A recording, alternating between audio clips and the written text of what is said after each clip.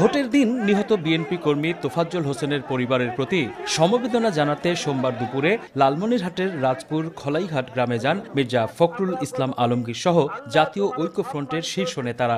তারা নিহত তোফাজ্জলের কবর জিয়ারত শেষে কথা বলেন পরিবারের সদস্যদের সঙ্গে। এ সময় সাংবাদিকদের মুখোমুখি হয়ে মির্জা ফখরুল বলেন, বর্তমান সরকার জনগণের প্রতিনিধিত্ব করে না। যে পার্লামেন্ট বলা হচ্ছে সেই পার্লামেন্ট আসলে সঠিক পার্লামেন্ট নয়, এবং যে সরকার গঠিত হচ্ছে সেই সরকার সঠিক জনগণের প্রতিনিধিত্ব করে না। ফলাফল বাতিল করতে হবে এবং পুনরায় একটা নির্দলীয় সরকারের, নিরপেক্ষ সরকারের অধীনে একটা নির্বাচন অনুষ্ঠান করে জনগণের সরকার প্রতিষ্ঠা করতে হবে।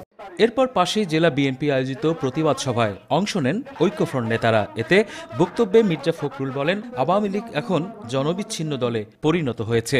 30 ডিসেম্বর নির্বাচনে আপনারা গোটা বাংলাদেশের মানুষকে প্রতিপক্ষ বানিয়েছেন, আপনাদের সঙ্গে কেউ নাই, কারণ আওয়ামী লীগ জনগণ থেকে সম্পূর্ণ বিচ্ছিন্ন হয়ে গেছে। আর আগামী কোন নির্বাচনে আওয়ামী লীগ জনগণের ভোটে কোনদিন নির্বাচিত হয়ে আসতে পারবে না।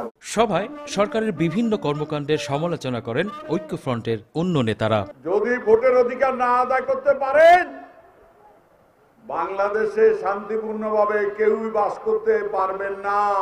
আগামী উপজেলা নির্বাচনে যদি আপনারা অংশগ্রহণ না করেন, তাহলে ওরা নিজেরা যতটি মারা যাবে হিসাব করে মিলাতে পারবে।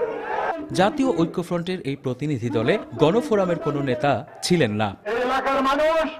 রতন সরকার, সময় সংবাদ, লালমনিরহাট।